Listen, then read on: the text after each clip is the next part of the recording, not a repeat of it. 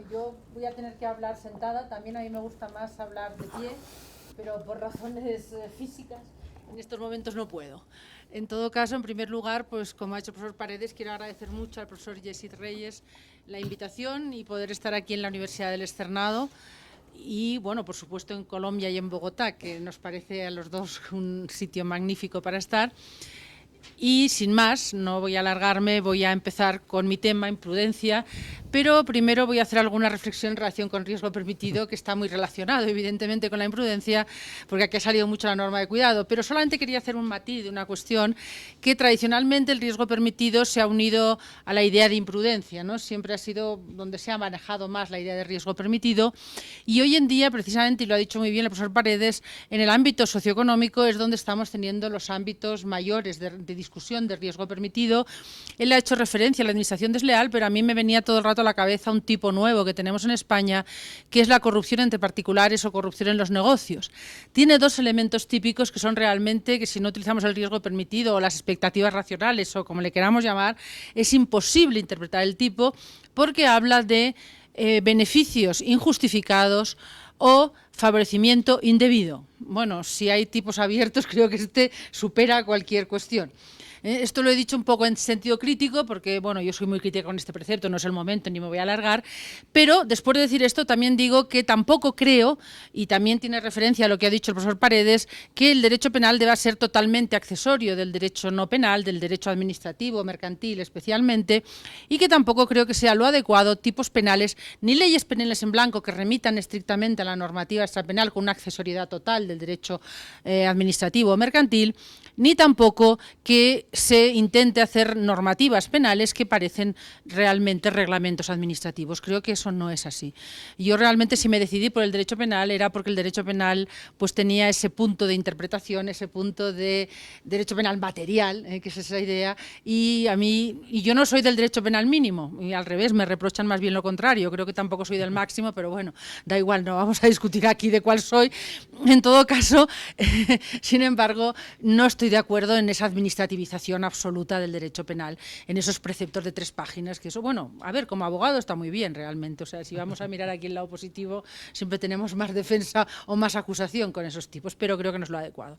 Bueno, dicho esto, que ha sido como un excurso, voy a entrar más directamente en la imprudencia, que como digo, sí que encaja directamente con el riesgo permitido, pero por eso lo hemos organizado de esta forma, porque es un ámbito en el cual siempre ha jugado un papel enorme el riesgo permitido, y voy a poner, antes de empezar en concreto con el concepto de deber objetivo de cuidado, deber subjetivo de cuidado, etcétera, voy a poner 2 ejemplos en los cuales, como ha dicho muy bien el profesor Paredes, no cambia la ley y cambia absolutamente la atribución de responsabilidad. Y son 2 ámbitos bastante conocidos y que ahí podemos hablar de usos y costumbres, o podemos hablar de utilidad social, o podemos hablar de riesgo permitido. Voy a poner los ejemplos y luego ya me dirán de qué estamos hablando. Un ejemplo sería, por ejemplo, en el ámbito del deporte. Yo desconozco si aquí en Latinoamérica ha sucedido alguna vez, pero allí están sucediendo atribución de responsabilidad penal por muertes en hechos que nunca lo hubiesen sido responsabilidad penal. Y el único criterio que a mí se me ocurre es el cambio de la valoración social de la conducta, en el mismo sentido que hablaba el profesor Paredes.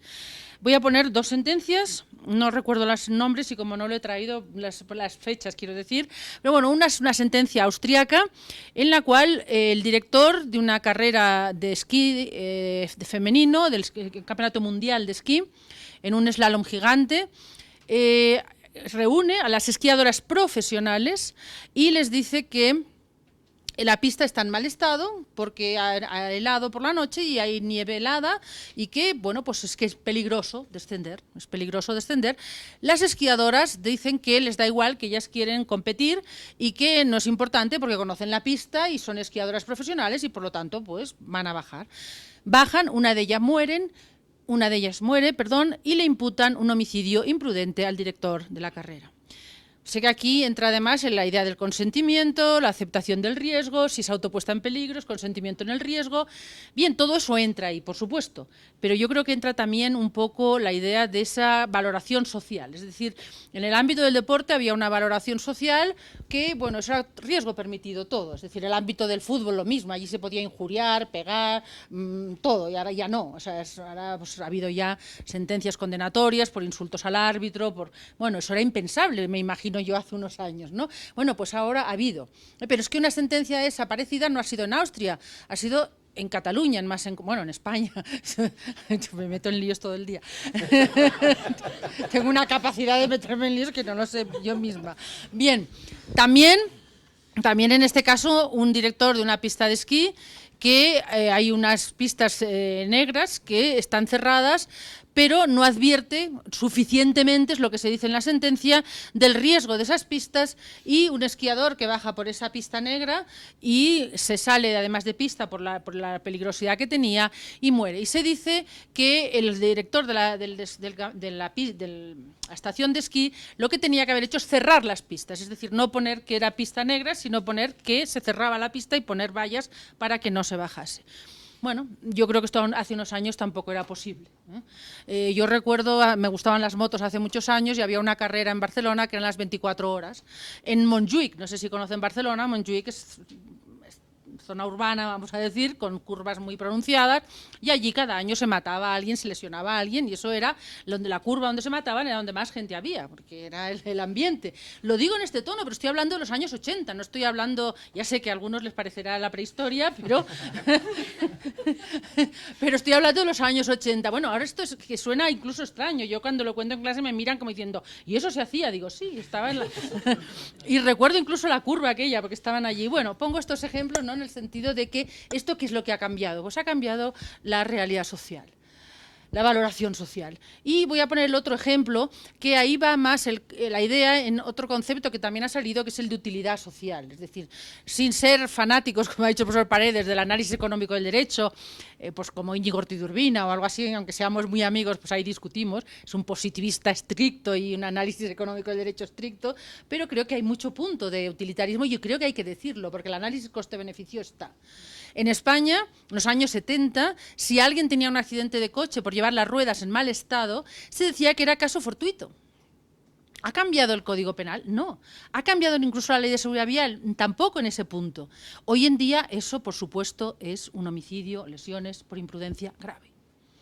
Es decir, ¿y ahí qué ha cambiado? Bueno, pues ha cambiado la utilidad social. ¿Qué pasaba? Que en aquella época eran necesarios los vehículos porque los vehículos eran muy caros y no podías exigir que además llevasen las ruedas en buen estado. Hoy en día se entiende que no es así y por tanto se exige que se lleven las ruedas en buen estado. No sé si los ejemplos les sirven para ver esta idea de algo que no cambia la ley, ni siquiera la norma extrapenal, no cambia nada, cambian valoraciones sociales y cambia también la utilidad social. Es decir, cuando por la utilidad social es necesario un riesgo, es más amplio el ámbito de riesgo permitido. Cuando tenemos medios de controlar ese riesgo, más fáciles, más asequibles, pues disminuye el ámbito de riesgo permitido. De hecho, esta introducción, que casi ha sido continuación de la ponencia anterior, bueno, pues me voy a referir más en concreto a la imprudencia y me voy a referir, en primer lugar, a un aspecto pues, también colateral de alguna forma, si realmente el injusto imprudente es más o menos grave que el injusto doloso.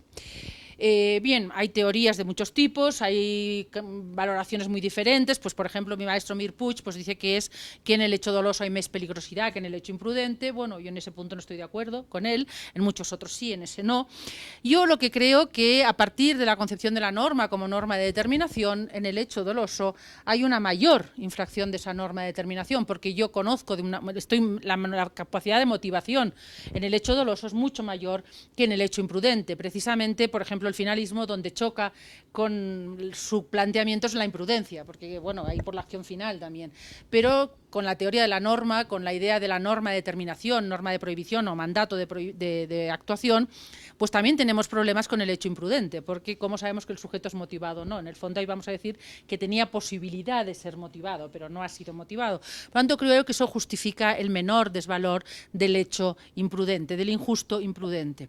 Y he empezado con este aspecto que podría ser, bueno, pues colateral o previo o excurso, porque creo que el tipo objetivo imprudente es igual que el tipo objetivo doloso. Es decir, creo que en relación con la conducta, el riesgo que se crea es igual en el hecho doloso que en el hecho imprudente, y lo que cambia es la percepción del sujeto del riesgo que está creando. Voy a poner ejemplos. Yo me gustan mucho los ejemplos. El otro día tuve un trauma en clase porque ahora les hago hacer para la prueba unos casos, para que discutan entre ellos, y yo siempre estoy poniendo ejemplos, y me dice uno, mire, es que usted nos ha puesto una prueba de casos y no habíamos hecho casos. Digo, ay, ¿los ejemplos qué son? Y se me quedó así. Pero bueno, ahora ya aviso que los ejemplos también son casos. No, esto me pasó hace 3 días, ¿no? Esto ni siquiera en los 80, esto me pasó hace 3 días. Bueno, bien, voy a poner un ejemplo que es, vamos a decir, académico, que lo tengo ya en mi libro de imprudencia, que yo con el profesor Paredes también hice 700 y pico páginas de imprudencia, que ahora digo, ¿cómo pude hacer semejante cosa? Pero bueno, allí que la hice. Bien, pues este ejemplo me sigue gustando, pese a todo, y es un caso en el cual es una enfermera que pone una inyección de penicilina a un niño que tiene un problema de alergia a la penicilina. Bien, el hecho objetivamente es que esa enfermera pone una inyección de penicilina a un niño que tiene un problema de alergia. Bien, aquí se nos pueden presentar muchos casos, pero voy a poner 3. Primero, que nadie le ha comunicado que ese niño tiene alergia y no tiene en su informe que tienen para actuar, en el protocolo médico, nadie le ha dicho que ese niño tiene esa alergia. Por tanto, ahí esa conducta será absolutamente irrelevante jurídico-penalmente. Ha muerto el niño, le han puesto la inyección, a lo mejor se lo podremos imputar al médico que no lo ha comunicado, evidentemente, ahí podríamos buscar la atribución en otro punto, pero respecto a la conducta de la enfermera, esa conducta, desde mi punto de vista, sería totalmente irrelevante jurídico-penalmente. Puede ser que el médico se lo ha comunicado, se lo ha comunicado pues rápidamente mientras iban cruzando por el pasillo, y ella, como luego ha habido otro problema, pues lo ha olvidado. Bueno, hombre, ahí tenía un deber de saber que ese niño tenía la alergia. Bueno, ahí podríamos hablar a lo mejor de imprudencia leve, luego volveré sobre ese tema. Bueno, no lo sé. Podría haber un tercer, he dicho 3 supuestos, voy a poner 4. Un tercer supuesto en el cual el médico sí que lo pone correctamente en ese planillo que se pone allí, pero ella se lo lee y luego también se olvida pues que le llama el novio. Vamos a poner aquí otro ejemplo diferente. Los cambio, aunque sean académicos los voy cambiando, y lo olvida y también le pone la inyección. Ahí es una imprudencia grave, nadie lo discutiríamos, que ha infringido el deber de cuidado. Y puede ser también que la enfermera conozca esa alergia, pero diga, bueno, pues este es el hijo de mi amante y este me está molestando para mi vida y por tanto le pongo la inyección y bueno, aquí pues como mucho será un hecho imprudente y no pasará nada. Bueno, pues ahí es un homicidio doloso. Otra cosa es que lo podamos probar o no. Objetivamente era lo mismo. Desde un punto de vista de relevancia jurídico-penal era muy diferente. Dicho, después de este académico voy a poner 2 casos más, que son casos reales, muy conocidos. Yo creo que uno seguro que lo conocen todos y otro supongo que también. El primero es el caso Contergano-talidomida. El caso Contergano-talidomida, en el cual había un medicamento que era el Contergan, que se utilizaba para las mujeres embarazadas para las molestias del embarazo, y en un primer momento la empresa farmacéutica cumplió toda la normativa extrapenal, lo que estábamos hablando, cumplió toda la normativa extrapenal y pese a todo, pues empezaron a producirse nacimientos con malformaciones, incluso muertes de los niños, incluso muertes en las mujeres, etcétera. Bien, ahí en ese momento la empresa, la farmacéutica, los responsables de la farmacéutica, porque yo todavía no creo que las empresas cometan cosas, pero bueno, eso es otro tema para otro momento. En otro caso, los responsables de la empresa cumplen la normativa, no hay previsibilidad de que aquello pueda ser responsable. Luego hay un momento que ya empiezan a haber dudas, incluso hay un procedimiento penal que se cierra, en el cual hay dudas si realmente es ese medicamento al que se le pueden imputar estas malformaciones. Pese a todo, la farmacéutica sigue fabricando el producto y sigue vendiendo el producto. Bueno, ahí ya la situación ha cambiado, es decir, ahí ya puede haber un conocimiento y realmente ahí tenían el deber de asegurarse, como ha dicho el profesor Paredes, y de tomar todas las normas de cuidado exigibles para ver si era ese medicamento o no, y como mínimo parar la producción de ese medicamento. Pero es que hay un tercer momento. Hay un tercer momento en el cual hay una doctora norteamericana que hace un informe muy serio, muy trabajado, de que esas malformaciones se debían a ese medicamento. Ese informe es estudiado, es conocido por los responsables de la empresa y en Estados Unidos se prohíbe absolutamente la venta del medicamento. Y en Alemania empiezan también a no venderlo, pero lo siguen vendiendo en España, en Portugal, en Brasil, en Argentina, etcétera. Lo dejo ahí el caso como caso. Y un caso muy parecido, mucho más reciente, es el caso que se llama el caso ADN o el caso potasio, en la hipocalamia en Chile. No sé si no lo conocen. Bueno, lo cuento en dos líneas porque es muy parecido, estoy tratando la misma idea en los tres casos. Es un caso en el cual también es una farmacéutica alemana, aunque en Chile, y en este caso hay uno de los responsables que manda un mail al de fabricación, al de producto, al responsable de producto, en el cual se equivoca y en lugar de poner 100 pone 0,1. Bueno, hay un error, esto llega al responsable de producto y fabrican este producto que es potasio y en lugar de tener 100 miligramos de potasio tiene 1 miligramo de potasio. No recuerdo las cantidades, pero no es relevante en todo caso. Bien. Este potasio se utiliza, es como un complemento alimenticio, pero se utiliza por personas que tienen hipocalamia, que es un déficit de potasio, que necesitan este control con una mayor cantidad de potasio, y si no, pues tienen problemas muy graves de diverso tipo en diversos órganos y finalmente pueden morir. Pero con este producto, con este potasio, pues viven sin ningún problema.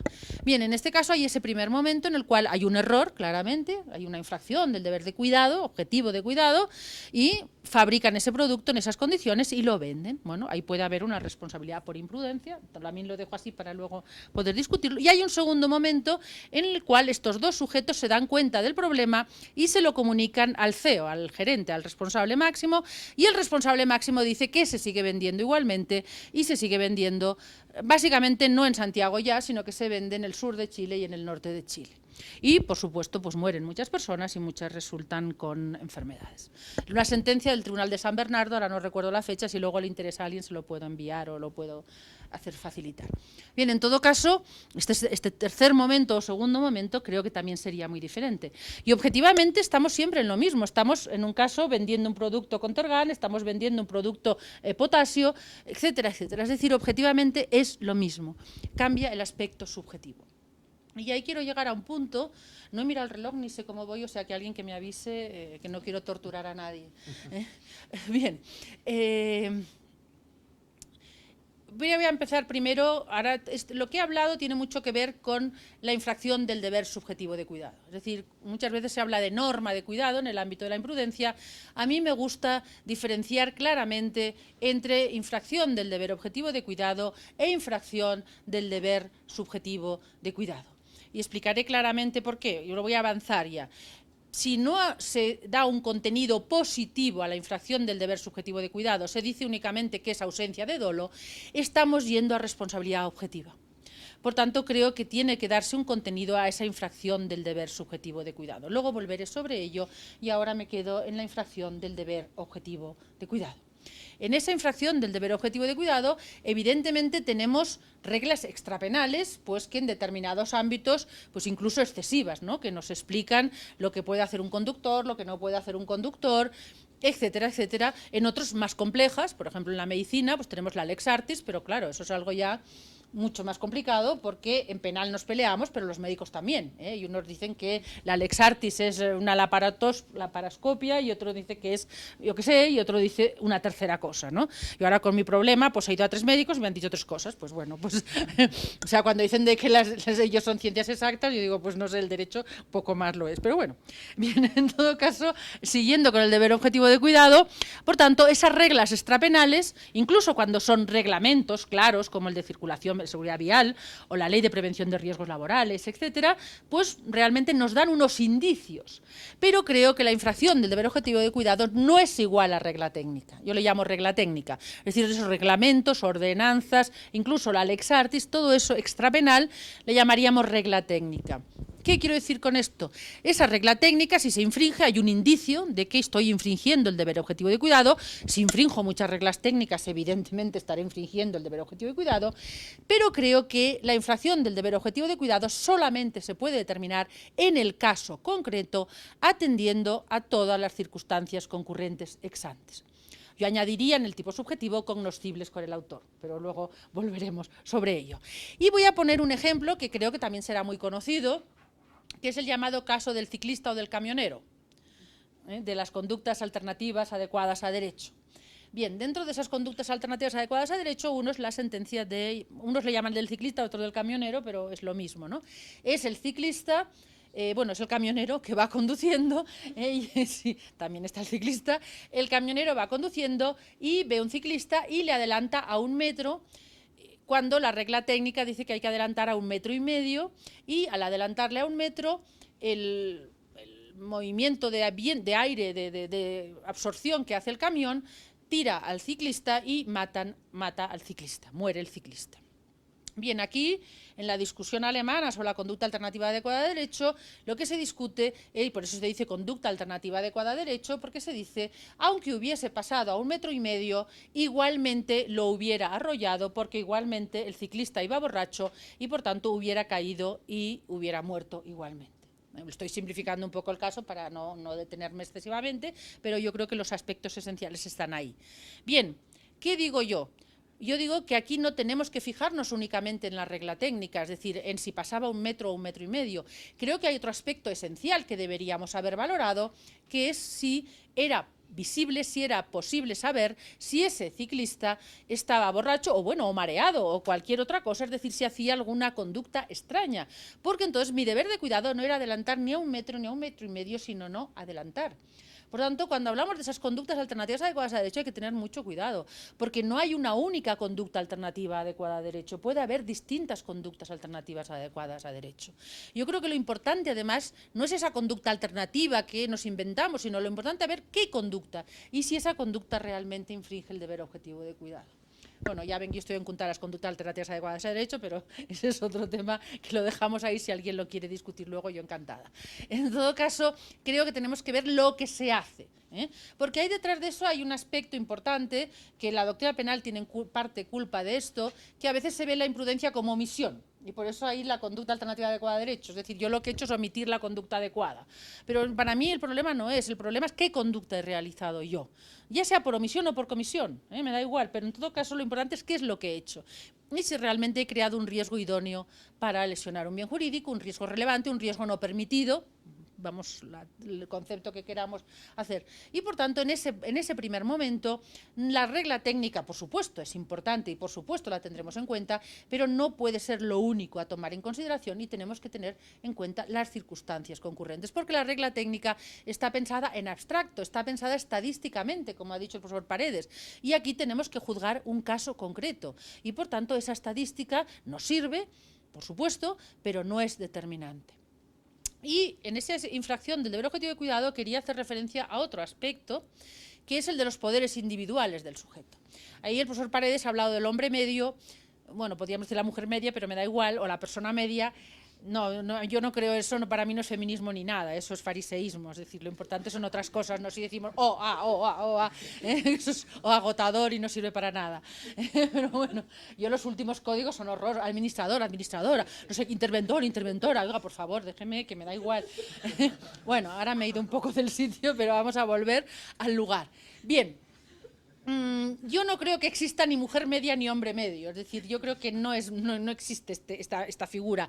Cuidado, yo creo que es útil lo que ha dicho el profesor Paredes, es decir, el racional, el hombre racional, la persona racional que realiza las conductas esperables en esa profesión, en esa actividad que está llevando a efecto. Por supuesto que es importante. Pero creo que el deber objetivo de cuidado lo tenemos que determinar atendiendo los poderes individuales. ¿Qué quiero decir con esto? Que el deber de cuidado será diferente si los poderes individuales son inferiores. Es decir, y eso no quiere decir que esa persona que tiene un poder individual inferior pueda hacer lo que quiera, no, por supuesto que no. Pero, por ejemplo, ese administrador, ya volviendo, por ejemplo, al administrador, que no tiene ningún conocimiento de economía, que no tiene ningún conocimiento de nada, ¿cuál es su deber? Su deber de cuidado es mucho mayor o muy diferente, que lo primero que tendrá que buscar es un asesor. Es decir, no tendrá que ir a mirar la bolsa, sino que tendrá que ver a alguien que sepa para poder actuar. Es decir, volviendo a un hecho más de imprudencia, pues por ejemplo, si alguien, una cosa tan sencilla como necesita gafas para conducir, bueno, pues ¿cuál es su deber de cuidado? Pues aparte de conducir a 50 por hora, no sé qué, es llevar gafas. Es decir, o sea que ¿es diferente el deber de cuidado? Pues sí, es diferente porque esa persona necesita además otro añadido. Es decir, por tanto, no es que tenga poderes individuales inferiores, le permitimos, vamos a decir, matar o le permitimos lesionar. Lo único que estamos diciendo es que su deber de cuidado es diferente, que puede ser el no actuar. Un médico que no sabe realizar una determinada operación, su deber de cuidado no es actuar cuidadosamente, su deber de cuidado es no operar. O sea, que no es beneficiar, porque a veces se ha dicho, hombre, es que quien defiende los poderes individuales inferiores está beneficiando al que ha estudiado menos, al que ha trabajado menos. No, no, le estamos diciendo otra cosa. Mire, es que usted no puede realizar esta profesión, es que usted no puede operar, o usted tiene que hacerlo, pero en estas condiciones. Y luego quedan los poderes superiores. Bueno, esos son todavía más complicados y ahí con el profesor Silva tenemos nuestros más y nuestros menos. Pero bueno, yo creo que también los poderes superiores se tienen que tener en cuenta. Realmente es más conflictivo, porque hay el poder superior que decimos, bueno, pues que esa persona, por ejemplo, le es exigible una conducta más cuidadosa que la media, vamos a decir. Es decir, habría como una media, pues una... Voy a poner un ejemplo para que nos entendamos. Un cirujano, oftalmólogo, en un caso real, que sabe operar con las dos manos, es decir, es ambidiestro y por tanto opera al mismo tiempo con mano derecha y mano izquierda, con lo cual operaciones que un médico normal, bueno, un oftalmólogo medio, realizaría en 20 minutos o en media hora, no recuerdo ahora exactamente las cantidades, él lo puede hacer en 20 minutos, es decir, lo puede hacer mucho más lento, con lo cual la anestesia es mucho menos tiempo, con lo cual en personas que tienen problemas con la anestesia, pues es mucho menos riesgo para esa persona. Bueno, este cirujano, cuando actúa en la Seguridad Social, actúa como el cirujano medio y lo hace pues con una mano y tarda pues el tiempo que se tarda con una mano, y una persona que ya se había advertido que tenía problemas porque era una persona mayor con problemas de presión, etcétera, muere. Y él conscientemente sabe que lo podía haber hecho en 20 minutos y no lo hace. Lo dejo ahí también para la discusión, lo dejo ahí para la discusión, pero en todo caso yo creo que, porque ahí lo que se dice es que estamos infringiendo el principio de igualdad, porque estamos exigiendo más a esta persona y que entonces además lo que convendría es no estar muy preparado, no ser muy buen profesional porque me van a exigir más. Bueno, a ver, este oftalmólogo seguro que va a tener mucha más fama, seguro que va a tener más clientes, seguro que por la tarde tiene la consulta llena, incluso que estará más satisfecho con sus capacidades. Es decir, creo que tiene otros beneficios y que tampoco le estamos exigiendo más, le estamos exigiendo que haga, cuidado, cuando ese día lo puede hacer. Otra cosa es que ese día él no pueda porque solo puede hacerlo con una mano, porque está cansado, por lo que sea. Es decir, cuando está en situación normal y puede utilizarlo normalmente con el mismo esfuerzo que otro. ¿Que le estamos exigiendo más? Sí.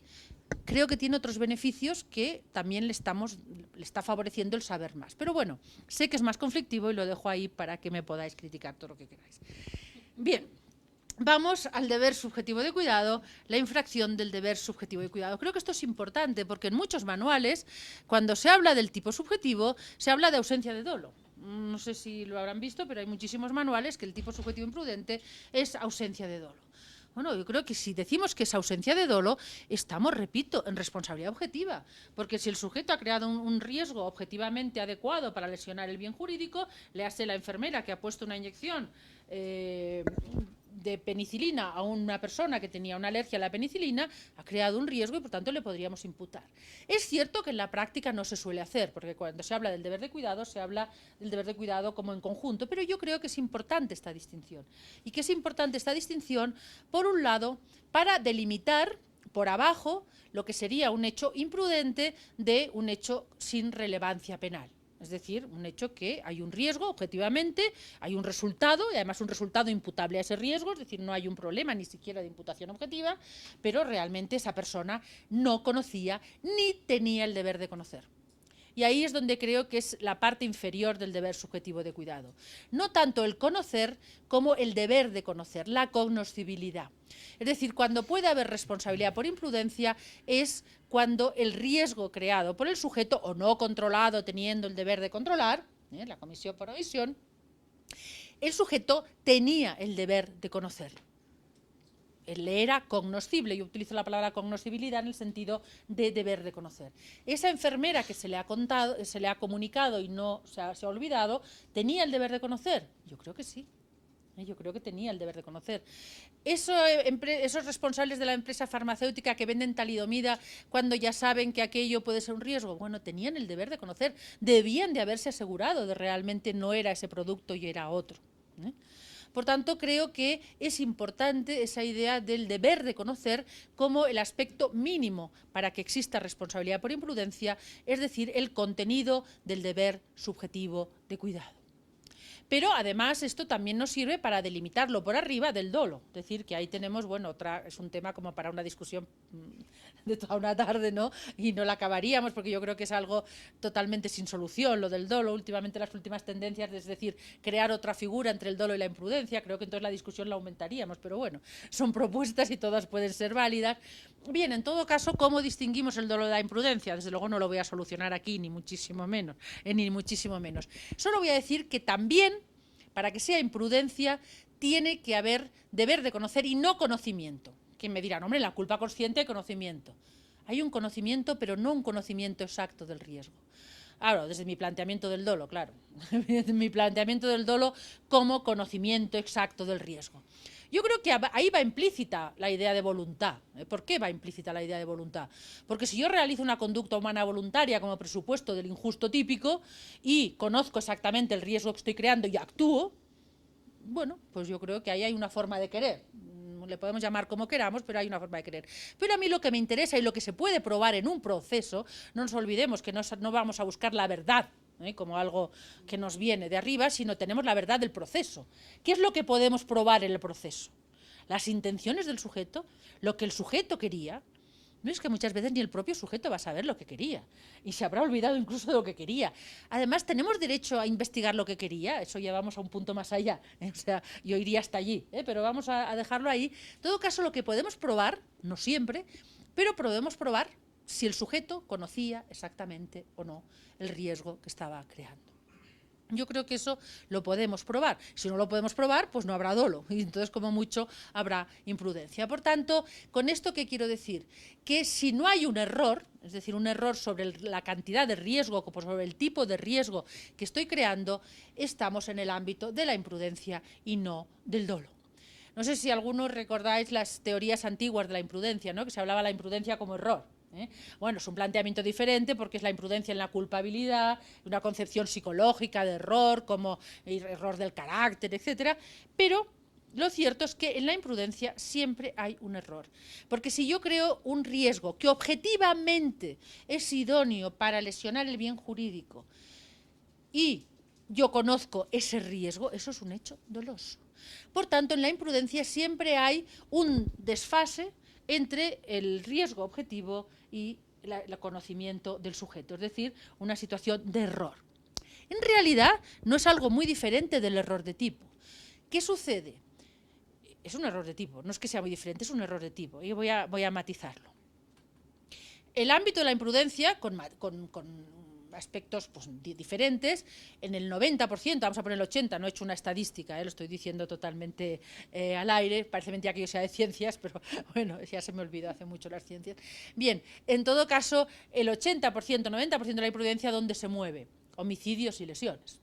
Es el ámbito básico de la imprudencia. Luego tenemos daños, bueno, ahora tenemos muchos delitos en España, por lo menos, tenemos hasta la financiación ilegal de partidos políticos y cosas así, pero bueno, eso son casos, menos el blanqueo, que ahora se ha convertido en otro ámbito de la imprudencia importante, pero bueno, en general estamos en el ámbito de homicidios y lesiones.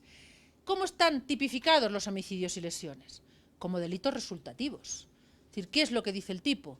El tipo dice el que matare a otro, el que por cualquier medio o procedimiento, es lo mismo que decir el que lesionare, porque es otra forma de decir lo mismo. Bueno, nosotros tenemos el tipo de lesiones, dice el que por cualquier medio o procedimiento lesionare a otro con Bueno, decir cualquier medio o procedimiento, no decir nada es lo mismo. Es decir, está regulado por el resultado, no por la conducta. Por tanto, en estos casos nunca tendremos un error de tipo, porque error de tipo, ¿cómo lo entendemos? ¿Cómo lo definimos? Como error sobre un elemento esencial del tipo. ¿Aquí tenemos un elemento esencial del tipo? no tenemos elementos del tipo. ¿Cuál es el elemento esencial del tipo? Un riesgo idóneo suficiente para matar, un riesgo idóneo suficiente para lesionar.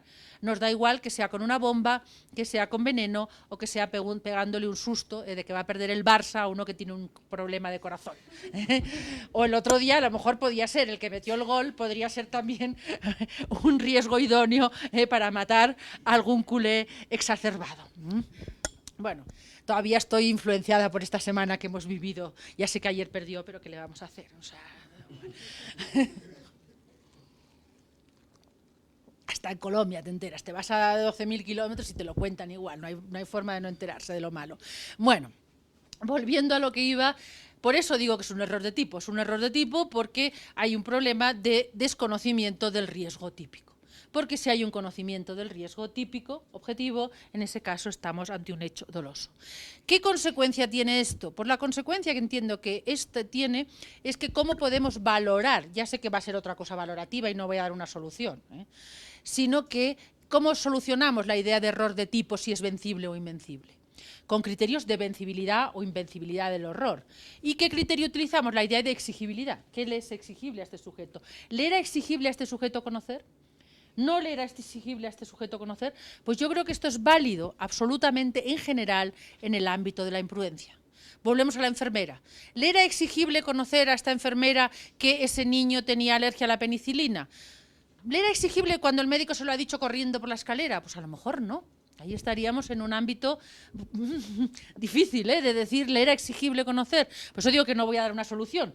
Son criterios, son reglas que nos pueden servir para interpretar de una forma un poco más cercana, ¿no? Algo que tenemos como más interiorizado. La idea de vencibilidad o invencibilidad del error la tenemos en relación con el error de tipo más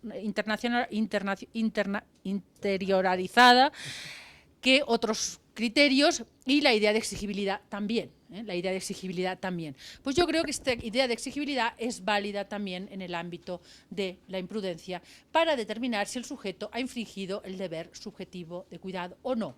Es decir, si tenía el deber de conocer o no.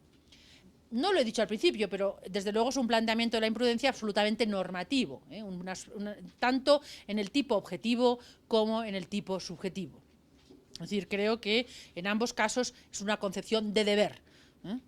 Incluso, aparte que el injusto típico actualmente se normativiza, incluso el dolo está normativizado, etcétera, en el ámbito de imprudencia es evidente que es un ámbito absolutamente normativo y que estamos hablando de deber de cuidado. Y del deber de cuidado que lo tenemos que diferenciar entre deber objetivo de cuidado y deber subjetivo de cuidado. No sé cómo voy.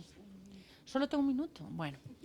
Bueno, pues solo voy a meter otro follón en medio para acabar de redondear. ¿Qué es el problema o la cuestión de la imputación objetiva? Porque normalmente la imputación objetiva se ha desarrollado en el ámbito del delito imprudente, incluso Kaufmann dijo que en el ámbito doloso pues no tenía ningún sentido, etcétera, etcétera, etcétera. Yo creo que tiene sentido en todos los casos, pero solamente quería plantear mi posicionamiento para un poco para la discusión, más que nada, porque como se me ha planteado como tertulia y discusión, pues para plantear, mi planteamiento es muy parecido al de Frisch, y que conste que no le copié, si se miran las fechas de mi libro y del de Frisch, son muy parecidas, pero bueno, él es alemán, yo no, y eso, y además es hombre y yo mujer, bueno, ahí ya tengo que poner una nota a pie de página, pero bueno, en todo caso es muy parecida, no es igual, pero es parecida. ¿Y qué quiero decir con esto? Quiero decir que la imputación objetiva tenemos que diferenciar dos momentos muy, muy diferenciados. Por un lado, lo que yo llamo presupuesto de imputación objetiva, que en el fondo es atribución del injusto típico. Atribución del injusto típico ex ante, y que es objetivo y subjetivo. Por eso digo presupuesto de imputación objetiva, porque aquí eso ya no es objetivo, es objetivo subjetivo. ¿Qué quiero decir con esto? Creo que no se puede pasar a imputar el resultado hasta que no hemos definido exactamente el riesgo típico. ¿Y cuándo hemos definido el riesgo típico? Cuando hemos definido si es un riesgo doloso o imprudente, o si es doloso o imprudente. Y voy a acabar con el ejemplo de la llamada preterintencionalidad, donde se ve claramente la importancia de esto.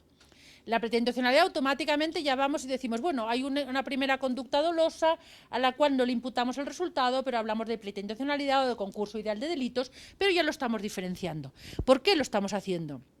Porque hasta que no hemos definido ese riesgo inicial como una parte doloso o otra imprudente, no podemos proceder a la imputación del resultado.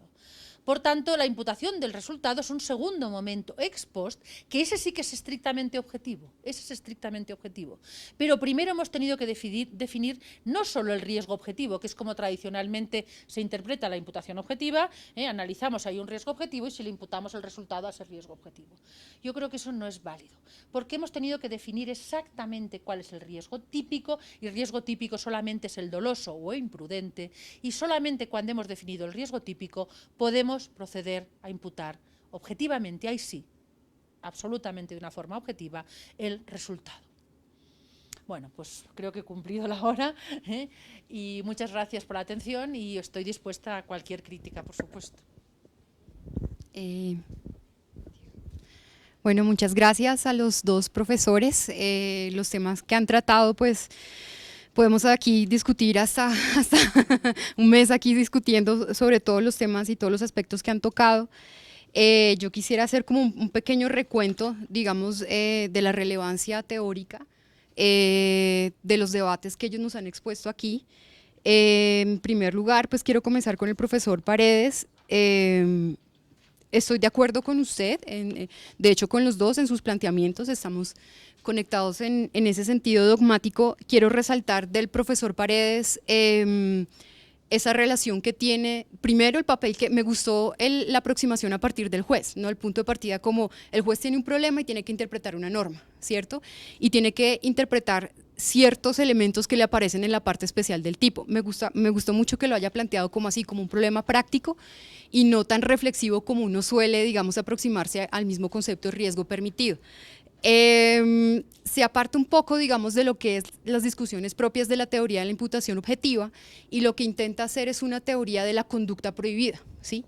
Ahí estaríamos también conectados, si uno quiere también a la Frisch, abandonar el concepto de imputación objetiva y darle más valor a ese momento, digamos, de disvalor de la acción o de prohibición, permisión de la conducta.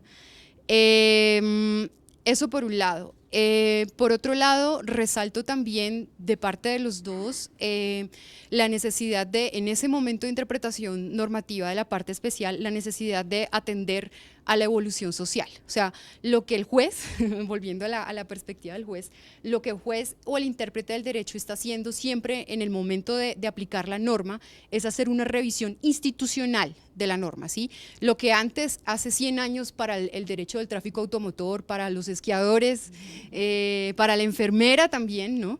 Era permitido. Hoy en día a lo mejor no está permitido, y ahí hago referencia a lo que usted expuso de esa evolución del derecho, hizo algunas referencias a lo que es el concepto de expectativa y generalización o institucionalización de las expectativas a la Luhmann, digámoslo así, y lo que la profesora nos dijo de valoración social, pero ella tiene un plus más que le vi, digamos, en ese debate, en ese trasfondo, digamos, teórico, y es la cultura que nosotros tenemos respecto del manejo de los riesgos en general. O sea, la necesidad, digamos, o sea, cada vez que nuestras sociedades actuales cobran más conciencia de los riesgos, aumentan los deberes de cuidado, aumentan las reglas técnicas, y eso va ¿para quién? Para el actor, ¿no? Lo cargan y lo cargan. Digamos, hasta ahí estoy de acuerdo.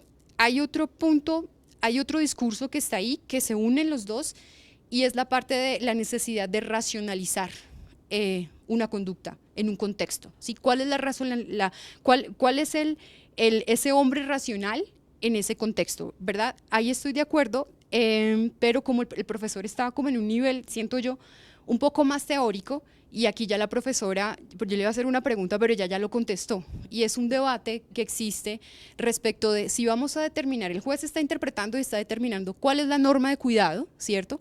¿Cuál es la norma de cuidado? Hay un momento, una necesidad de individualizar la norma de cuidado, o sea, y eso es una crítica que se hace por lo menos del 72 por parte de Jacobs, ¿sí? Ese hombre abstracto es abstracto, y esa es la crítica de Jacobs a las teorías sociales de la acción, ¿sí? Él es un abstracto, pero ¿cuáles son las capacidades de este sujeto para yo individualizar la norma? O sea, si hay capacidades superiores o inferiores. Respecto a eso, habría que tener además en cuenta la necesidad, digamos, de una sociedad liberal, que creo que hace falta eso en el discurso de los dos, y eso es una pregunta de fondo que quería hacerles para abrir el debate, porque aquí hay muchas cosas que podemos debatir, pero estamos hablando de riesgo permitido, ¿verdad? ustedes me lo plantean en un nivel muy técnico, ¿cierto? Muy, muy técnico, tipo imprudente, y en general como un problema de interpretación de un tipo penal en concreto. Pero cuando hacemos el estudio y ustedes arrancan a estudiar, ustedes, no, eso es un problema aquí de la dogmática y arrancamos así, y llegamos al problema de fondo, ¿sí? En el problema de fondo encontramos, mi pregunta es, cuando hablamos de cuáles son los criterios de determinación del deber objetivo de cuidado, ¿sí? Porque estamos diciendo que una regla técnica per se no es suficiente para determinar cuándo hay una infracción al deber de cuidado, objetivo de cuidado, que ya lo había dicho Belsen, ¿sí? La regla técnica no es suficiente. Entonces, tenemos un debate y es hasta qué punto le dejamos a los científicos, cuando los científicos tampoco tienen respuestas ciertas, esa labor de llenar o darle contenido a esa norma de cuidado, ¿sí? Si esa decisión opera conforme a una forma de entender el ordenamiento jurídico, estamos en un ordenamiento jurídico liberal y aquí vamos a fallar en pro de la libertad, ¿sí? Y si entonces, si es así, si el riesgo permitido no sería algo más que una simple regla de interpretación dogmática, sino un principio del derecho. ¿Y por qué no de imputación? Pero de imputación visto como en un sentido muy genérico, como le decía el profesor, o determinación de la conducta prohibida o permitida. Una pregunta sencilla. ¿Quién contestas tú? Bueno, yo doy mi... no sé si tengo una respuesta. Él ya tiene micrófono. Es que tengo micrófono. No sé si tengo una respuesta satisfactoria. Tengo algunas ideas, ¿no? Es decir, a ver, yo creo que... yo he dicho antes, simplificando un poco las cuestiones, que en el fondo seguíamos utilizando el viejo modelo del hombre medio ideal del derecho romano, ¿no? Pero en realidad no es cierto. Seguimos usando el mismo esquema argumentativo, pero en realidad, dado que el contexto social ha cambiado radicalmente, no lo llenamos de la misma manera. Quiero decir, el contexto romano, que en buena medida en derecho civil se ha mantenido durante mucho tiempo, era el contexto del buen padre de familia. El buen padre de familia era el que actuaba conforme a los usos y normas sociales de comportamiento, ¿no? Es decir, eran normas básicamente comunitarias, por decirlo así, ¿no? Entonces el mal padre de familia, al que se le podía quitar la custodia de sus hijos, era el que no llevaba a los niños a la iglesia, el que no les limpiaba y les vestía y tal. Claro, cuando hoy hablamos de los temas que nos interesan a nosotros, aunque sigamos utilizando el mismo modelo de argumentación, en realidad lo estamos rellenando de otra manera diferente. Y lo estamos rellenando fundamentalmente, no solo, pero fundamentalmente con reglas técnicas. Y en ese sentido quizá puede existir alguna pequeña discrepancia, aunque en el fondo estamos muy de acuerdo entre lo que decía la profesora Corcoy y yo, ¿no? Porque yo creo que, evidentemente, el debate de fondo político es discutible, ¿no? Hasta qué punto queremos confiar en la ciencia, la gestión, digamos, los criterios de gestión de riesgos, ¿eh? Pero yo lo que identifico en nuestras sociedades es que, de hecho, básicamente le confiamos la gestión de riesgos. Digamos, ¿cuánta gente está dispuesta a aceptar que sus hijos no tengan los tratamientos médicos que la ciencia indica que deben tener? Es un ejercicio de libertad, sin duda, pero o ellos mismos, no solo sus hijos, ellos mismos. Para no hablar de hijos, que es otro problema, porque son extraños, pero ellos mismos, ¿no? Bueno, hay gente que mantiene esa posición y no se trata el cáncer, etcétera. Pero digamos que la sociedad abrumadoramente le considera un ser irracional y, bueno, digamos que somos lo suficientemente tolerantes para no internarlo en un centro psiquiátrico, a veces, porque a veces le interna, pero no le consideramos un modelo de buen ciudadano. No le confiaríamos muchos puestos de trabajo y muchos puestos tal. ¿Es eso bueno o es mal? Bueno, es un debate, digamos, de fondo mucho más complicado, ¿no? Del modelo de ciudadanía y del modelo de sujeto moral autónomo que está detrás de todo el asunto. Pero yo creo que eso es un debate que trasciende, que va más allá del derecho penal. Yo creo que el derecho penal tiene que operar con criterios de imputación de responsabilidad comprensibles socialmente. Y en ese sentido, me parece que puedo reconocer que hay casos concretos en los que las reglas técnicas no sean suficientes para afirmar que una conducta es imprudente o no está permitida, pero me parece que son más la excepción. Por regla abrumadoramente general, cuando tenemos base de conocimiento técnico lo suficientemente sólida, el criterio de valoración acaba siendo técnico. Es verdad que hay ámbitos donde el conocimiento técnico es muy insuficiente, porque la profesora Corcoy ha hablado de medicina, donde hay un avance enorme, pero hay otros ámbitos donde, por poner un ejemplo, el medio ambiente, seguimos teniendo unos conocimientos limitados, ¿no? Del impacto ambiental de muchas acciones. Entonces, claro, en esos ámbitos la cuestión es si un juez podría operar no prescindiendo, sino complementando lo que, digamos, esa parte que no, en la que no hay base. Yo creo que un juez que dijera, mire, aunque la ciencia nos diga de forma, ya para no hablar del cambio climático, que sigue siendo en ciertos ambientes un tema políticamente vidrioso y técnicamente vidrioso, pero para hablar de cosas más evidentes, la ciencia nos dice que este vertido produce una muerte masiva de peces en el río.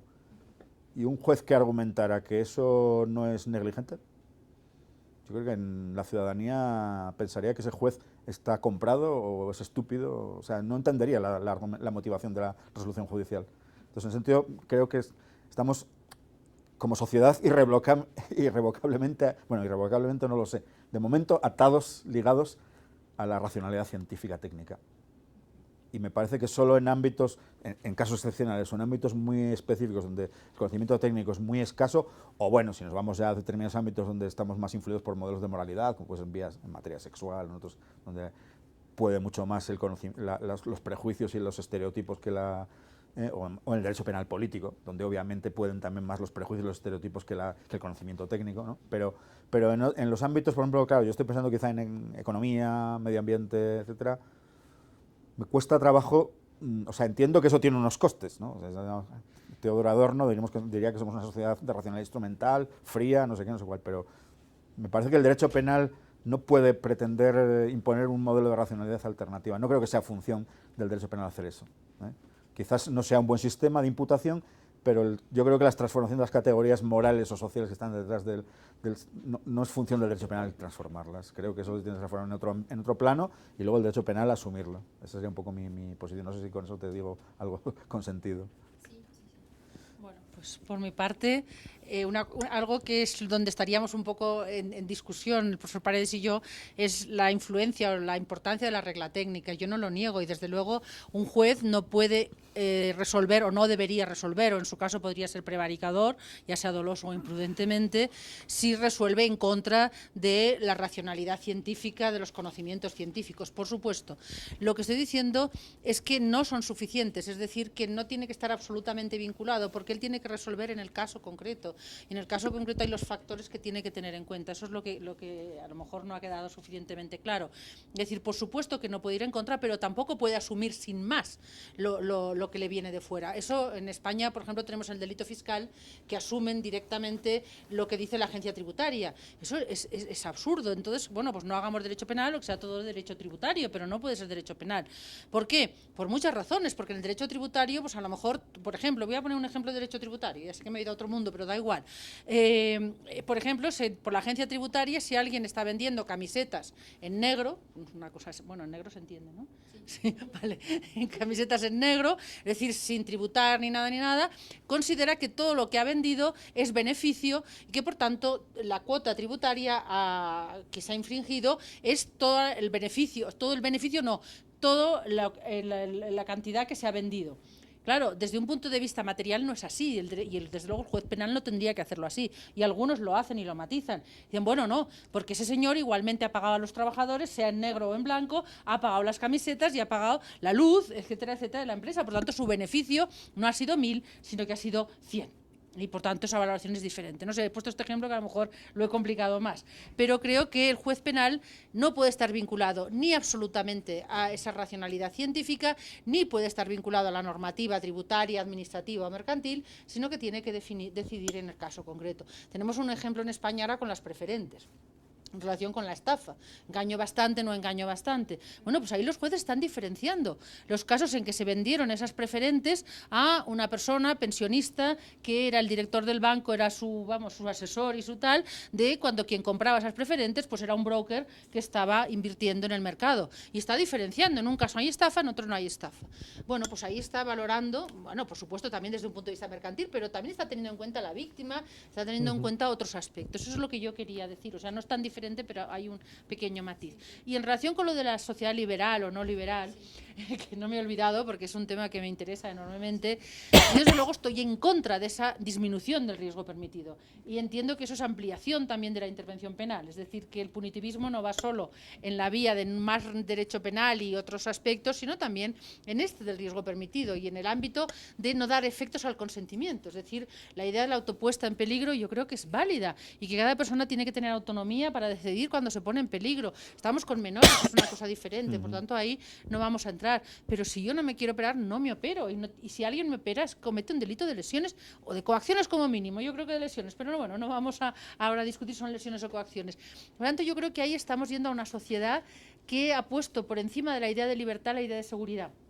Y yo creo muchas veces esa idea de seguridad sin que realmente esté consiguiendo la seguridad, que es lo peor. Es decir, yo creo que la seguridad solamente tiene sentido cuando sirve a la libertad. Es decir, si no, no tiene sentido. Y muchas veces en aras de la seguridad se están haciendo cosas que realmente creo que ya no estamos en una sociedad liberal, por supuesto, sino que estamos en una sociedad muy regulada, tenemos como un Estado protector, ¿no?, que nos tiene que decir lo que tenemos que hacer y lo que no tenemos que hacer. Y yo estoy absolutamente en contra de eso. Voy a decir una frase de Felipe González, que es una butad, evidentemente, pero que me gusta. ¿Saben quién es Felipe González? Fue un presidente español socialista. Bueno, pues Felipe González dijo que él prefería morir de un navajazo en Nueva York que de aburrimiento en el metro de Moscú. Bien, sé que es una butad, evidentemente, pero bueno, creo que me entienden lo que quiero decir. Solo como para cerrar ese debate, en un nivel más técnico uno podría decir, cuando uno intenta racionalizar el grado de responsabilidad, la carga de cada uno de deberes de cuidado, ¿sí?, uno puede partir, digamos, de una libertad de acción del sujeto, ¿sí? El médico tiene deberes de cuidado, pero el médico tiene derecho a dormir, ¿sí? Él responde por los pacientes y por el personal, pero él tiene derecho a dormir. O sea, hay como mínimos, y a eso me refería, como el punto de partida es un espacio libre de acción y a partir de ahí lo voy cargando, porque si no, se abandona el punto de partida, que es la libertad, y eso está en Frisch, de hecho. Si pasamos a preguntas, ¿alguna pregunta?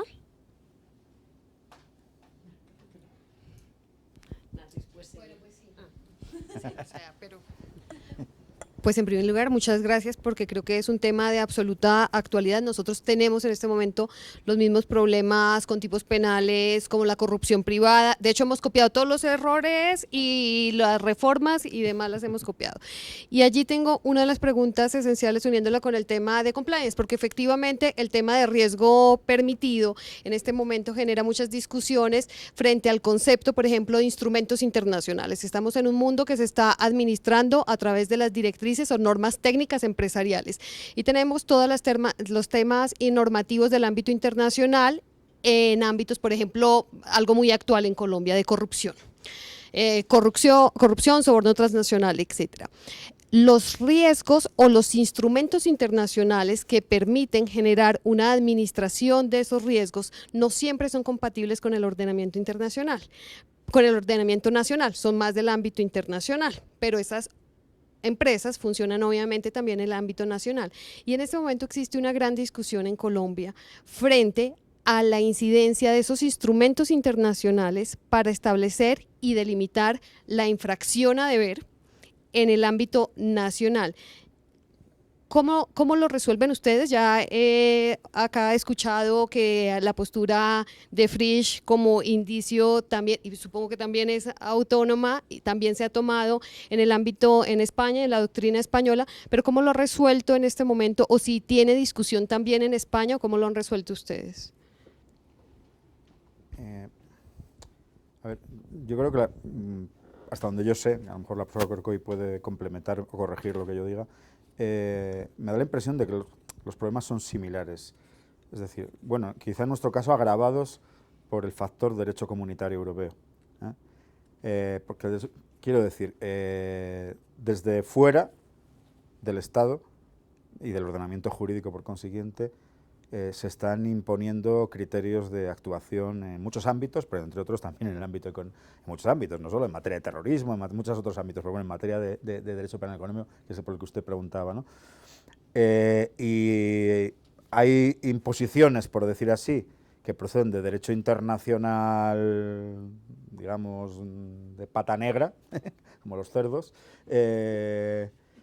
tratados internacionales, convenios internacionales, donde obviamente uno puede discutir su contenido desde el punto de vista político y demás, pero en fin, digamos que en el sistema español, y creo que en el suyo exactamente igual, los tratados internacionales suscritos y válidamente suscritos y ratificados por el Estado español forman parte del ordenamiento interno. Hay una incorporación prácticamente automática al ordenamiento interno.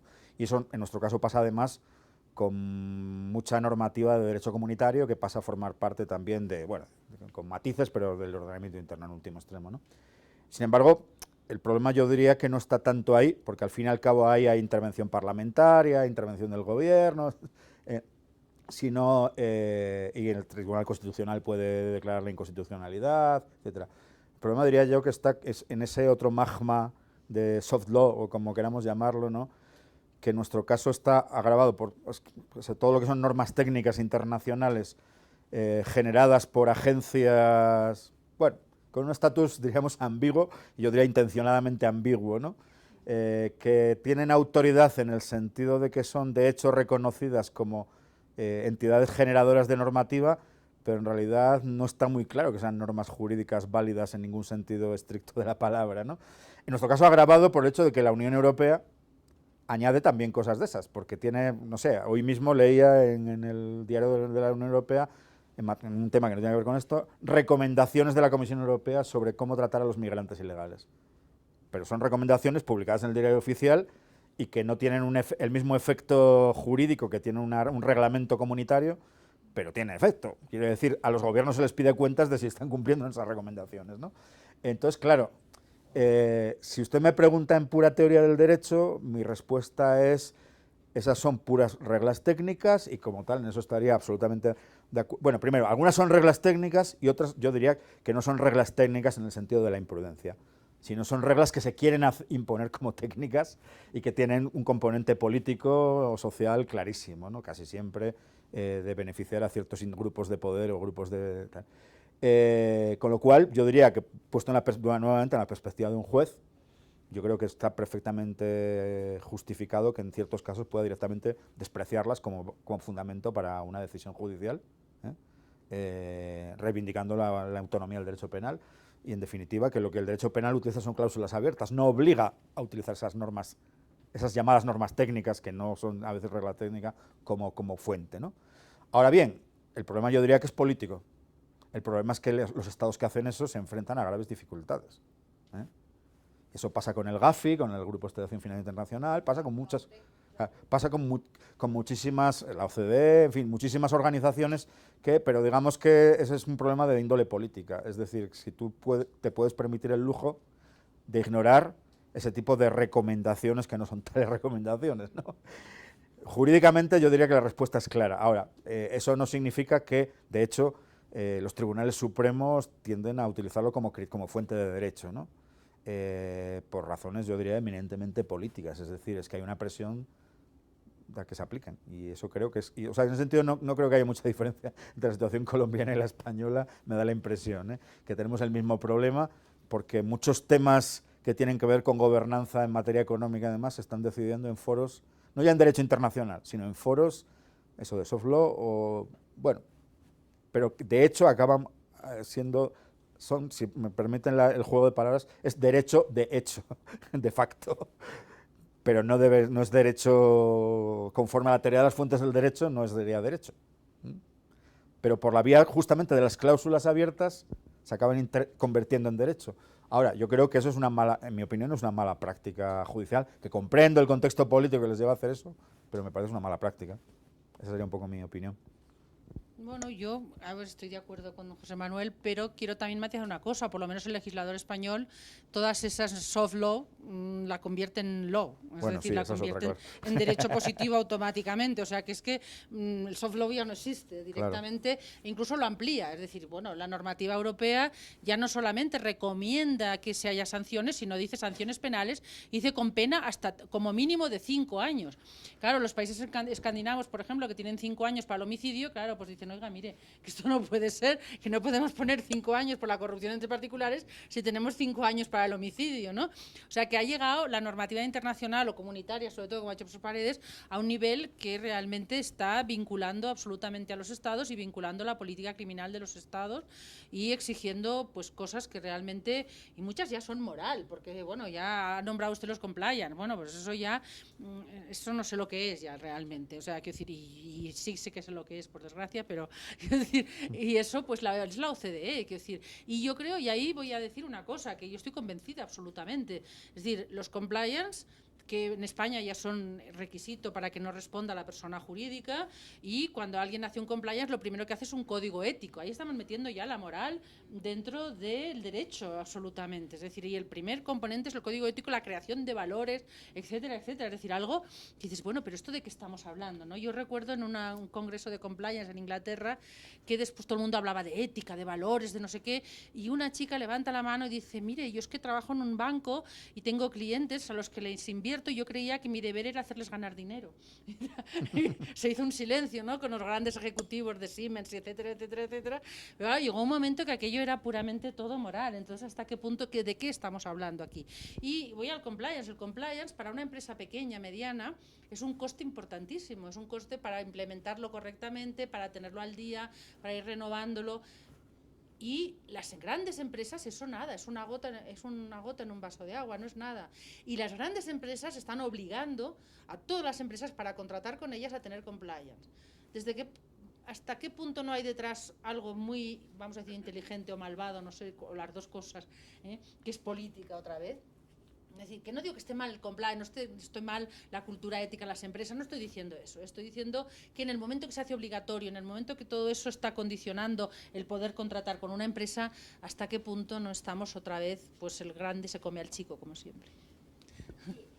Y precisamente en ese sentido, no sé si me permiten una pregunta adicional, por la grabación, es la conexión que se está haciendo, por lo menos en la jurisprudencia colombiana, con el tema de las normas técnicas del ámbito internacional que se deben incorporar como criterio de cuantificación de riesgo, porque es que allá vamos al ámbito penal, y luego lo están resolviendo para observar y analizar si se presentan casos o no de ceguera ante los hechos y terminan siendo totalmente dispares el caso de exigencia frente a una pequeña y mediana empresa, frente a la empresa multinacional que efectivamente la causa matriz hace el reglamento y lo distribuye por todas sus multinacionales. Entonces, el tema de ceguera ante los hechos y la delimitación allí también, dolo, imprudencia, dolo eventual, etcétera, temeridad, etcétera, está jugando un rol muy importante en este momento en la imprudencia en Colombia.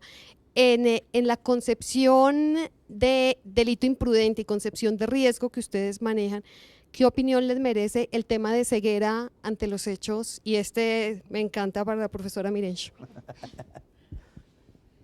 Bueno, como he ido muy rápida, no he hablado de la ignorancia deliberada o la ignorancia o la ceguera ante los hechos, pero evidentemente es uno de los temas de actualidad y es un tema que además nuestra jurisprudencia ha asumido tranquilamente sin ningún problema, y además hay veces que ya no llega ni a eso, va más. Yo leía el otro día una sentencia de 2016 sobre medio ambiente en el cual decía, bueno, el sujeto conocía o debía conocer, pero sin preocuparse en absoluto y condena como dolo. O sea, es decir, ni siquiera dice que debía conocer el nivel del profano, que no, o sea, se queda pero tan tranquilo, condena por dolo y no hay ningún problema. Es decir, estamos llegando a un nivel que ya, o sea, me parece bien la ignorancia deliberada, ya, es decir, que por lo menos obliga, nuestra jurisprudencia pues ha hecho una interpretación de alguna forma restrictiva del concepto de ignorancia deliberada, diciendo que tiene que haber un conocimiento de que va a haber algo ilícito, de qué tipo de hecho ilícito, y que además esa persona está en una situación que tiene un deber de conocer por la situación en que se encuentra y que además tiene facilidad para acceder a esa información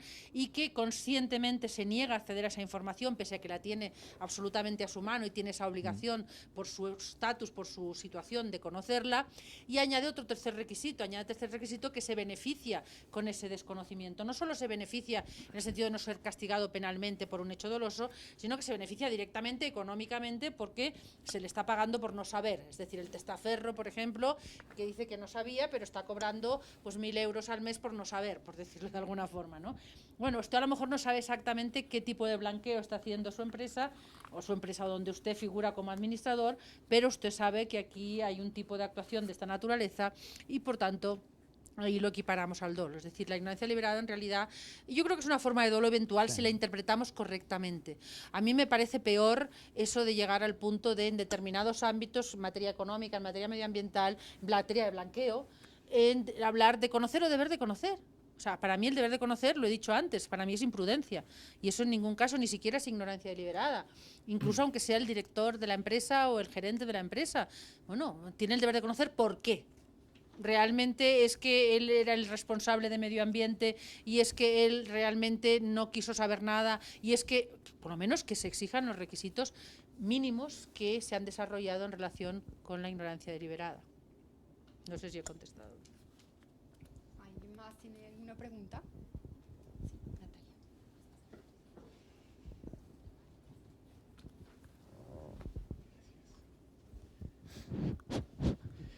Gracias.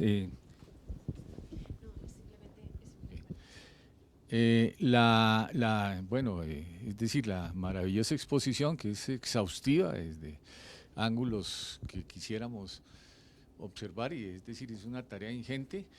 Me gustaría preguntar sobre la evolución de este estudio, las relaciones académicas y las relaciones, bueno, profesional-cliente, ¿no? Es decir, el derecho penal pragmático o la visión academicista, bueno, el ismo pues, se lo podemos eliminar, la académica, en cuanto se concentren, dijéramos, influencias reales en la constitución de la teoría, si es que uno puede hacer ese despliegue de conocimiento válido ante un juez de conocimiento. Es decir, no es sencillo proponer una visión donde todo delito es de época, y donde todo delito es de época, bueno, es porque de alguna manera estamos en el medio de una situación sociológica, jurídica, pero también de ética y de política.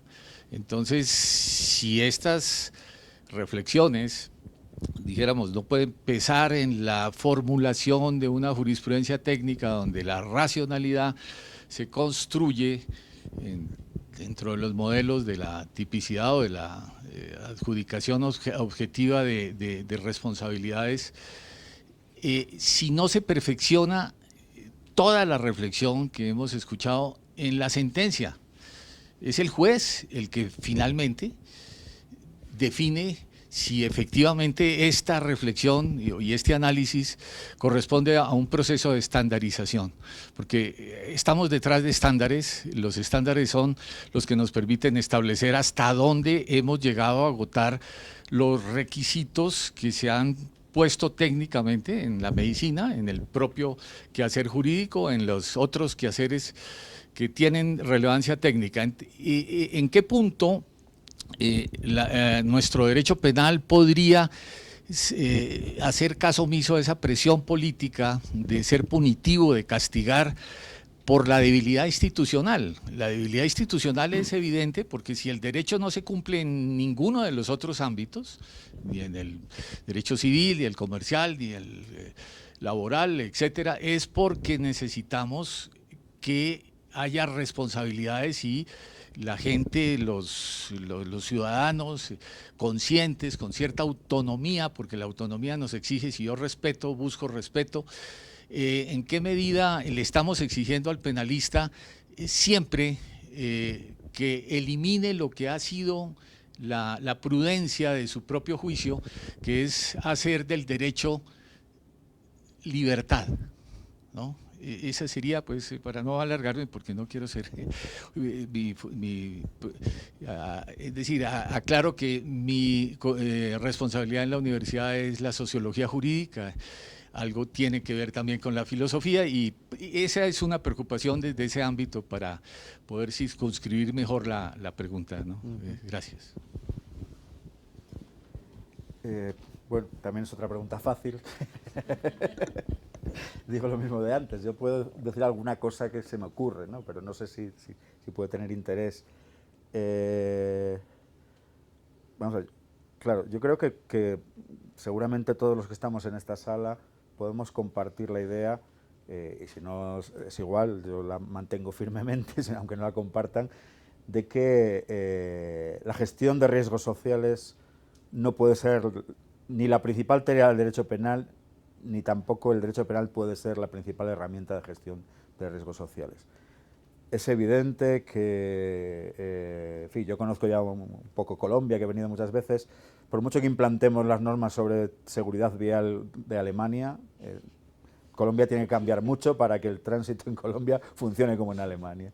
Quiero decir que hay una serie de estructuras sociales, políticas, sociológicas, culturales, diseños institucionales, recursos económicos, muchos factores que influyen sobre cómo actúa un conductor en un lugar y en otro, y la prueba es que cuando el conductor colombiano va a España conduce de otra manera que conduce en Colombia, naturalmente, y el español cuando viene aquí se ve obligado a manejar también de otra manera, y lo mismo digo en cualquier otro ámbito en el que podamos. Entonces, pero es verdad que al final, a pesar de todo, es decir, incluso en el mejor de los mundos, en el que la gestión de riesgos se maneje fundamentalmente a través de herramientas, muchas no jurídicas y otras jurídicas, pero no penales, seguirá habiendo siempre un espacio para la responsabilidad. Al final, seguirá habiendo, incluso en el mejor de los mundos y en la mejor sociedad más perfecta en la gestión de sus riesgos, sigue habiendo individuos y organizaciones que quebrantan sus deberes de comportamiento y frente a los cuales no vale la excusa de la, digamos, de la desorganización social, sino, no, mire, usted está actuando muy por debajo del estándar razonable que todos seguimos. Entonces claro, los jueces siempre, como digo, muchas veces sin ser conscientes de todas las teorías dogmáticas sobre estos temas, ¿no? pero bueno, pues simplemente por puro sentido común y por pura intuición, siempre se han dado cuenta de que no todo lo que cabía formalmente en las descripciones legales típicas debía ser castigado. En el caso español, muchas veces esto lo han resuelto por la vía del tipo subjetivo, de la parte subjetiva del tipo. Inventándose, porque muchas veces los tipos penales no decían nada al respecto, inventándose dolos específicos, ánimos de, como elementos del delito. Entonces decía, bueno, este sujeto injuria, pero no tenía el ánimo de. Este sujeto ha manipulado el mercado, pero no tenía la intención de obtener beneficio. Digamos, claro, ¿cuál es o sea, la intuición de fondo es la misma, es decir, no todo lo que formalmente encaja en los preceptos penales materialmente merece sanción, o merece reprobación, o merece prohibición.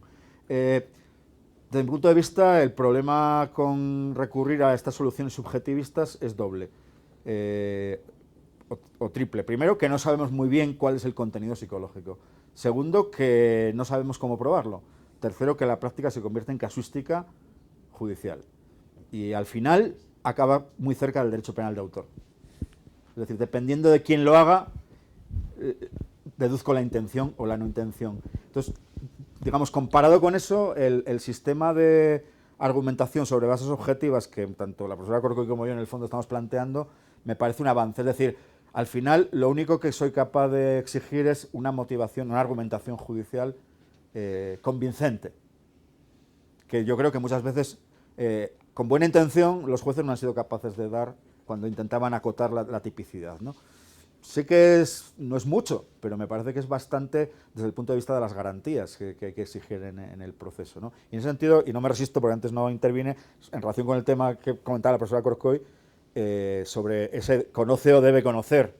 Bueno, ahí hay un punto de justicieros, que a veces los jueces que pasan de un extremo al otro, ¿no? De la impunidad absoluta de los poderosos a hacerse justicieros. Pero también hay algo que tiene que ver con nosotros, con los académicos, que es esa obsesión de normativizarlo todo. Vamos a ver, si nos creemos que el dolo es algo relevante, tenemos que seguirnos creyendo que es porque el delincuente doloso tiene algo en su cabeza que no tiene el delincuente imprudente. Y es peor persona, o peor persona, su acción es peor, me da igual que digan. Y si no nos creemos eso y empezamos a normativizar el dolo de las maneras en las que o al menos en algunas versiones normativizadoras del dolo, claro, acabamos con jueces que dicen, bueno, pues ¿qué más da? Si sabe o no sabe, el caso es que debía saber, entonces acabamos convirtiendo imprudencias en dolos, ¿no? Sí, no, estoy de acuerdo. Yo he criticado precisamente Claro. esa sentencia, pero pese a todo sigo defendiendo la normativización del dolo, no extrema, pero sí. Pero quería comentar algo que has dicho, ¿no? En relación también con las intenciones. Es decir, creo que es todavía peor cuando metemos la intención. Es decir, cuando en el dolo metemos la intención, y tú has puesto el ejemplo muy claro, que llegamos a un derecho penal de autor. Y los jueces lo utilizan claramente en ese sentido. Yo siempre recordaré una sentencia que me llevó a hacer un artículo de hace muchos años, ya no me acuerdo ni dónde está ni nada, ¿no? Pero bueno, es una sentencia en la cual es un notario, ¿no? Y es un notario en el cual llega una señora con Alzheimer tipo 3, o sea, ya Alzheimer que lo distingue no un médico, sino cualquier persona, y va a dar su testamento a favor de otra persona que va con ella, que además no es familiar ni nada, y el notario, pues en la escritura de testamento pone fulanita de tal con plena capacidad mental, y el juez dice, bueno, pero vamos, aquí no ha actuado dolosamente, porque el notario no tenía intención de afectar la seguridad jurídica. Bueno, aquí es un derecho penal de autor, es un notario y el notario no quiere, es decir, ahí claramente. Y una sentencia a la inversa, ¿no? Unos sujetos que son traficantes de droga y... aparte traficantes de droga, pues se llevan la droga sin pagar. Entonces, para que el que le han comprado la droga sin pagar, no sé si lo han comprado, le han estafado, en todo caso lo dejan atado, pero saben que es una casa en la cual entran todo el tiempo personas, porque bueno, allí se hace que se cuelgan los zapatos fuera, no sé si aquí se hace eso. Bueno, allí donde se vende droga, pues fuera hay unos zapatos, bueno, hay más cosas, pero eso es una. Total, que es una casa que normalmente viene muchas personas. Bueno, en este caso no se sabe por qué, no aparece nadie y el sujeto muere. Lo imputan como homicidio doloso.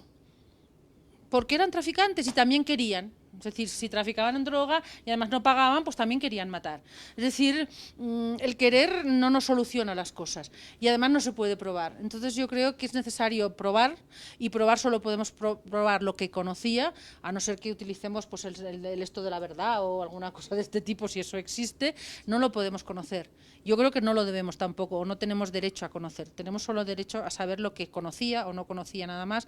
Y en los jueces yo creo que es muy negativo el darles esa posibilidad de los ánimos subjetivos. Yo soy totalmente contraria a los elementos subjetivos de cualquier tipo, porque lo demuestra el estudio de la jurisprudencia, ¿no? Y luego otra cosa es que luego los jueces, pues claro, digan, es lo mismo conocer que deber de conocer, pero yo creo que eso no lo dice ni el más normativista de los del dolo, ¿eh? O sea, Una última pregunta. Nicolás, le he interrumpido su pregunta, pero es que lo de la intención... Bueno, yo quería confirmar que entendí bien algo, ¿sí? En últimas, el riesgo permitido es la unión de dos elementos. Uno es un ser racional en sentido de que revisa los costos y beneficios de su acción.